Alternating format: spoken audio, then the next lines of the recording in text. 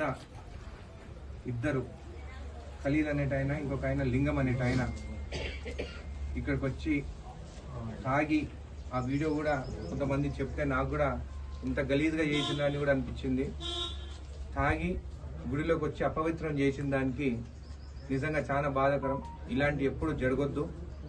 నేను ఆ రోజే పోలీసు వాళ్ళతో మాట్లాడారు, వాళ్ళు కూడా మాట్లాడినారు. కేసు బుక్ అయింది, వాళ్ళు కూడా జైలుకు పోయినారు. ఇద్దరు ఇమీడియట్గా రిమాండ్ చేయమని చెప్పేసాను. కొంతమంది ఫోన్ చేసి కాంగ్రెస్ అన్నారు. అవును, కాంగ్రెస్ అని ఉండే, అది నిజం ఒప్పుకోవాలి. కాంగ్రెస్ ఉంటే గుళ్ళకు పోయి దేవుని విగ్రహాలు ముట్టుకోమని చెప్పినామా? అపవిత్రం చేయమని చెప్పినామా? ఈ రోజు నేను చెప్తున్నాను, జడ్చర్ల నియోజకవర్గంలో గుడికి కానీ, మస్జిద్ కానీ, చర్చ్ కానీ, ఏ మతమైనా కానీ ఎవరైనా పోయి అపవిత్రం చేస్తే మాత్రం ఇప్పుడేమో జైలుకు పోయినారు, కానీ రేపు ఇంకొకసారి ఇట్లా జరిగితే మాత్రం కాలు చేతులు నేనే ఇరగొట్టి జైలుకు పంపుతాం. ఇట్లాంటి ఎవరు చేయొద్దు. ఇది లాస్ట్ వార్నింగ్ జడ్చర్లలో అని చెప్పి కూడా మీకు తెలియజేస్తాను. జడ్చర్ల నియోజకవర్గంలోని బాలనగర్ మండలంలోని మొదంపల్లి శివాలయాన్ని సందర్శించిన ఎమ్మెల్యే అనిరుద్ రెడ్డి సంఘటనకు పాల్పడిన వారిపై విచారణ జరిపించి రిమాండ్కి తరలించిన పోలీసులు ఇలాంటి సంఘటనలు మరో గ్రామంలో జరగకుండా పకడ్బందీగా చర్యలు చేపట్టాలని పోలీసులను ఆదేశించారు. ఏ గ్రామంలోనైనా ఇలాంటి సంఘటనలకు పాల్పడితే వారిపై కఠిన చర్యలుంటాయని స్వయంగా నేనే వాళ్ళ కాలు చేతులు ఇరుగొట్టి పోలీసులకు అప్పచెప్తానన్నారు. అలాగే గతంలో ఎన్నికల టైంలో ఇచ్చిన మాటల ప్రకారం గ్రామ దేవాలయ అభివృద్ధికి 5 లక్షల ఆర్థిక సహాయం చేస్తానని ఎమ్మెల్యే అనిరుద్ రెడ్డి అన్నారు.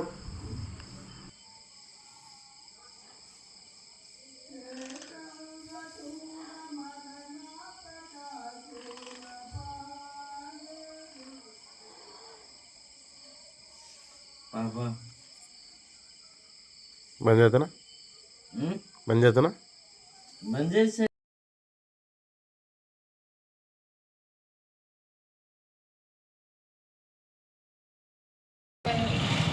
ఈరోజు బాలానగర్ మండలం మదన్పల్లి అనే గ్రామంలో కలీం మరియు లింగం అనే ఇద్దరు వ్యక్తులు తప్పతాగి ఏదైతే మా ఆరాధ్య దైవం శివుడు అని పూజించుకుంటామో శివాలయంలోకి చొరబడి అర్ధరాత్రి పూట తెలియకుండా ప్రజలను ఏదైతే పున్నమ రోజు పూజ చేసుకొని ఎవరింటికి వాళ్ళు భజనలు చేసుకొని వెళ్ళిపోయిన సందర్భంలో తప్పతాగి వచ్చి శివలింగాన్ని ధ్వంసం చేయడం జరిగింది. ధ్వంసం చేయడమే కాకుండా దానిపైన అసభ్యకరమైన పదార్థాలను వేసేసి మలమూత్ర విసర్జన చేసి మా ఆరాధ్య దైవమైనటువంటి శివుణ్ణి మాకు ఎలాంటి బాధ కలుగుతుందంటే, మాకు లయకారుడు సృష్టించినటువంటి శివుడి పైన ఇలాంటి అగత్యాలు చేస్తున్న ముస్లిం సోదరులకు చెప్తున్నాను. ఇది ఇక్కడే కాదు, మన తెలంగాణలో ఎక్కడ నుండి అయితే మొన్న జరిగిన సికింద్రాబాద్ ఘటన కావచ్చు, నిన్న జరిగిన శంషాబాద్ ఘటన కావచ్చు, అదేవిధంగా ఇది మూడో ఘటన మదన్పల్లి గ్రామము బాలానగర్ మండలంలో జరిగిందంటే ఇది కేవలం ముస్లింలు మాత్రమే చేస్తున్నారు.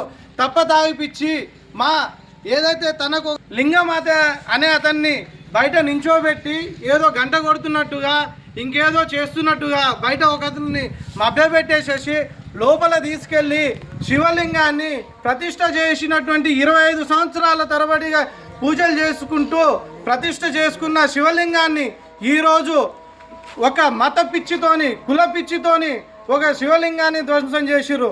అంటే ఎక్కడికి తీసుకోబోతున్నారు ఈ ఊరిని?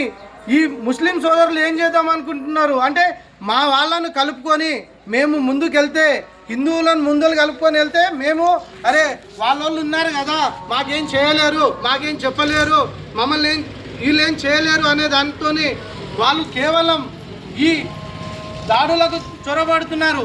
అదే ఖలీల్ అనే వ్యక్తి ఏం చేసుకుంటారో చేసుకోండి, కేసులు పెట్టుకోండి అనేసి దురుసుగా మాట్లాడుతున్నారు.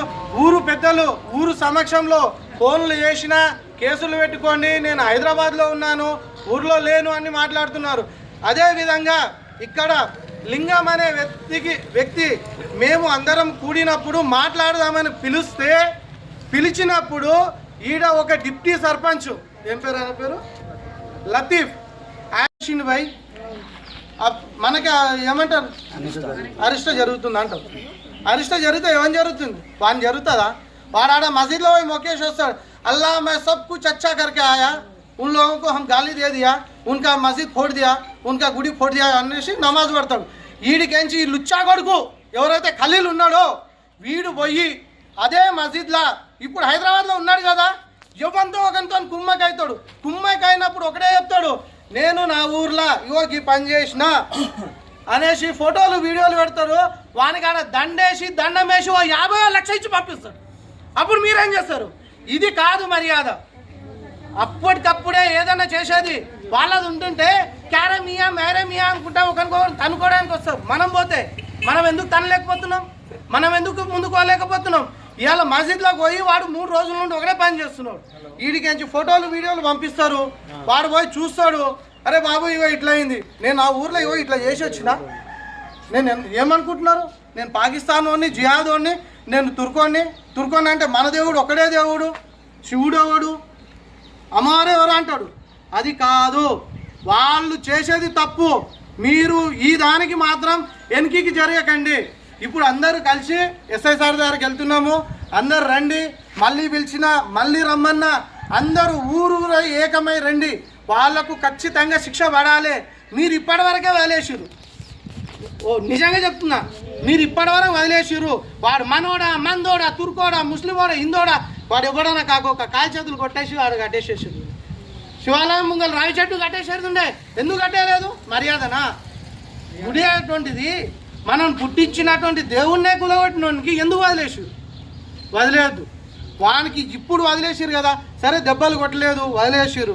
ఇదే విధంగా ఇప్పుడు ఎంతమంది అయితే నించున్నారో అందరూ వెళ్ళి ఇప్పుడు ఎస్ఐ సార్ దగ్గరికి వెళ్దాం.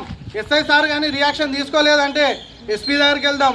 లేదు కాదు కూడదంటే నేను ఇప్పుడే చెప్తున్నాను, రేపు పేపర్లల్లో కానీ మీకు ఛానళ్ళల్లో కానీ అన్నిట్లలో ఎవరు పెట్టినా అన్నవాళ్ళు రిపోర్టర్లు వచ్చిర్రు, అందరినీ పిలిపించినాము, అందరికి పంపిస్తాము.